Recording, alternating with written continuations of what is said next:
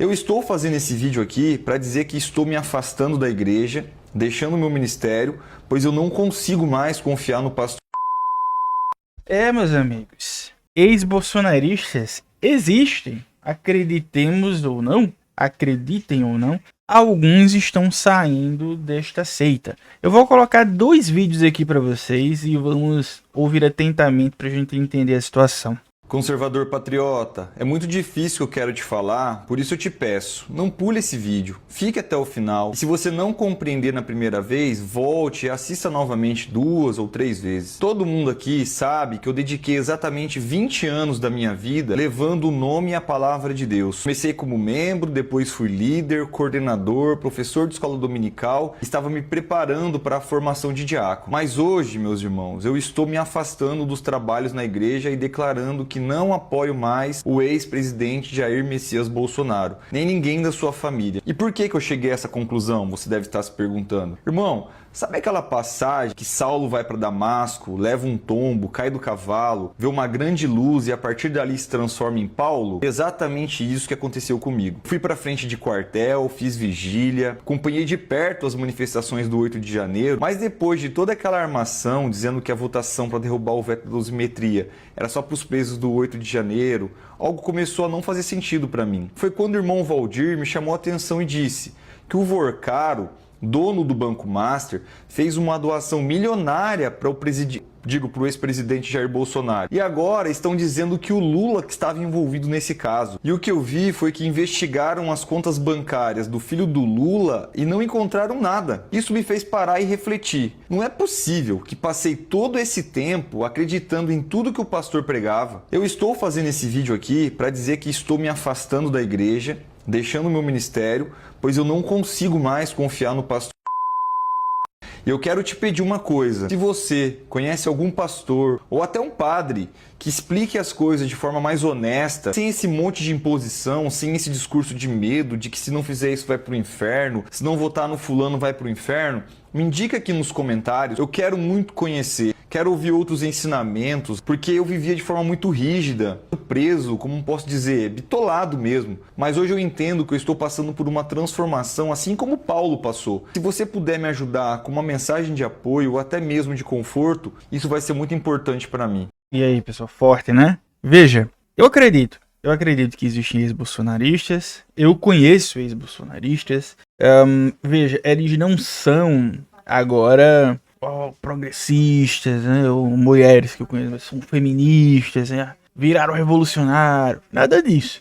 Continuam sendo os mesmos conservadores de sempre, continuam apoiando pautas complicadíssimas. Só que agora, pelo menos, eles abriram os olhos para olhar e dizer: beleza, esse cara realmente é corrupto. Porque assim, a corrupção pesa muito, né? Pro brasileiro médio. Quando eu falo brasileiro médio, não tô querendo me dizer que sou brasileiro alto, não, tá? Eu tô dizendo brasileiro médio no sentido de que a maioria, né? E quando isso acontece e as pessoas tiram as vendas dos olhos, elas começam a ver, cara, aquele cara que eu idolatrava, que eu achava que era um líder, ele não é tão bom assim quanto ele dizia. Veja que o que pesou pra ele, esse cara aí de verde e amarelo, não foi isso aí, né? Não foi questão de misoginia. Ele não citou misoginia, machismo, homofobia, transfobia, a violência do discurso do Bolsonaro, nada disso. Foi a corrupção. Então, por isso que eu falo. E o Vorcaro,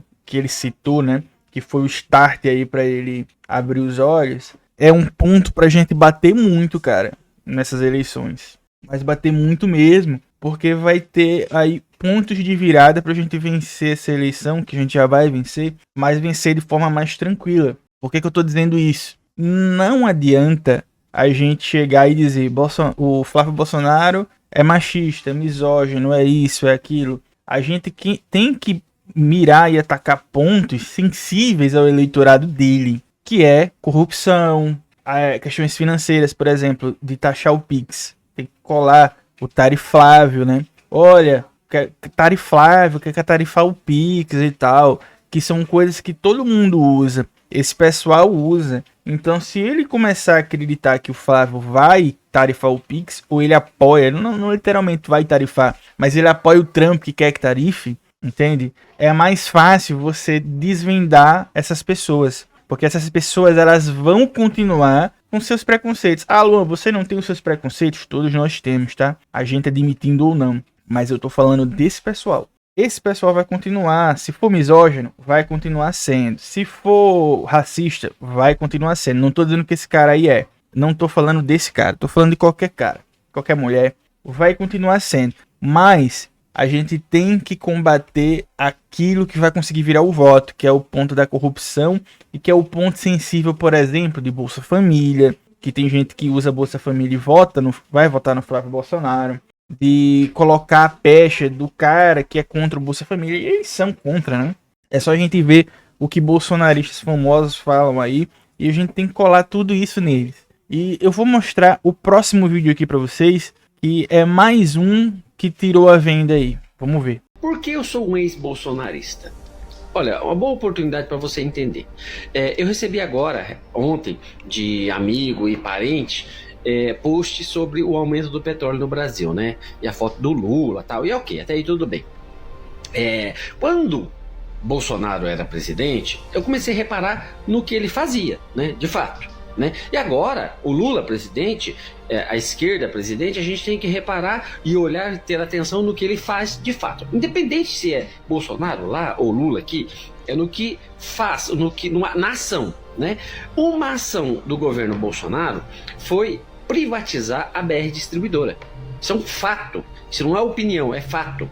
Bolsonaro e Paulo Guedes fez isso. Dando na mão da iniciativa privada, não só uma empresa, mas a empresa que regulava o preço. Quando a Petrobras baixava o petróleo, a BR Distribuidora, na bica aqui, no consumidor, baixava o petróleo, forçando todas as outras a baixarem. Depois da privatização,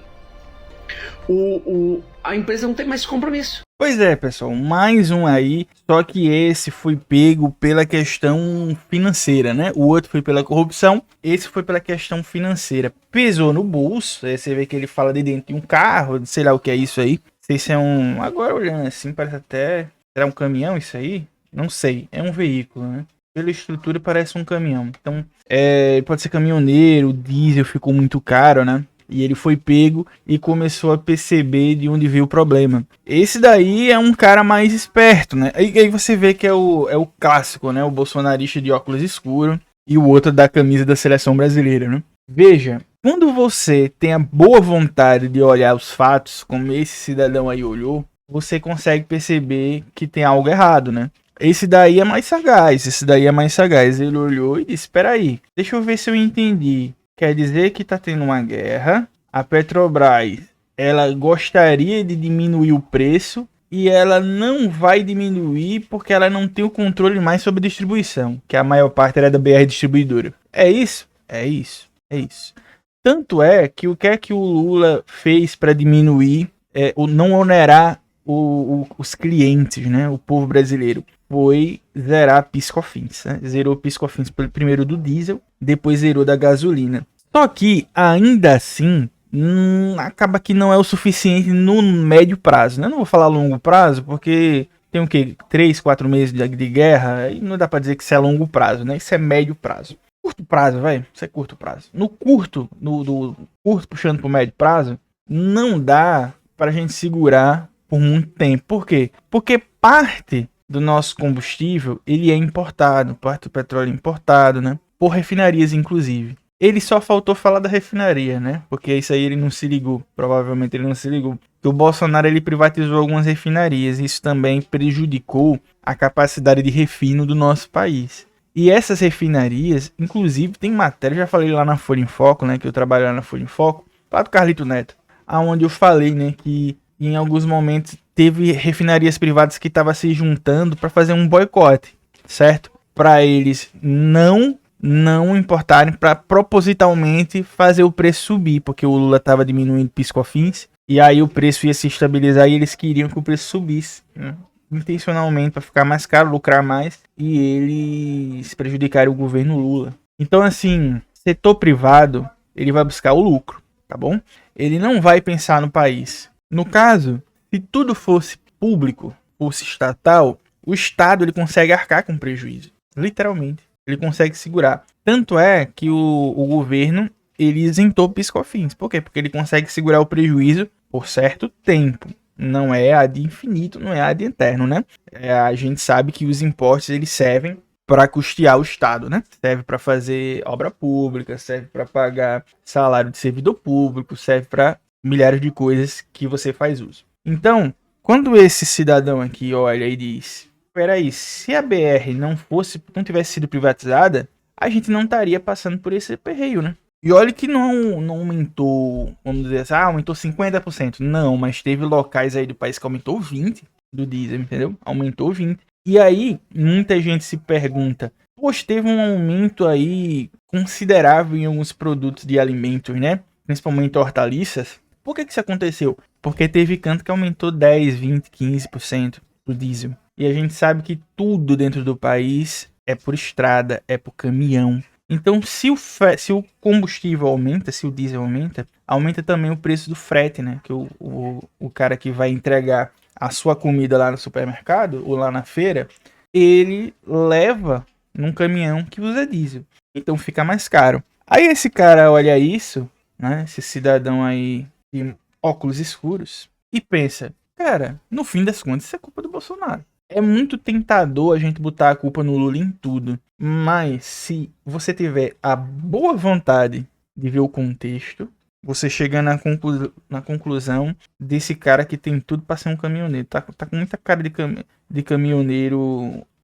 Aí você pode dizer, Luan, isso não é um caminhão. Cara, parece muito, né? Tem aqui, ó. Parece uma cortininha, aquelas cortininhas de caminhão, um negocinho de caminhão aqui. Isso aqui parece uma janela pra trás, sei lá o que é isso. Enfim, se você tiver um pouco de boa vontade, você vê, é nítido que o Lula, ele faz aquilo que pode. Inclusive, ele não só faz o que pode, como tentou falar com os governadores para eles abaixarem também a cobrança de impostos, né, de ICMS nos combustíveis.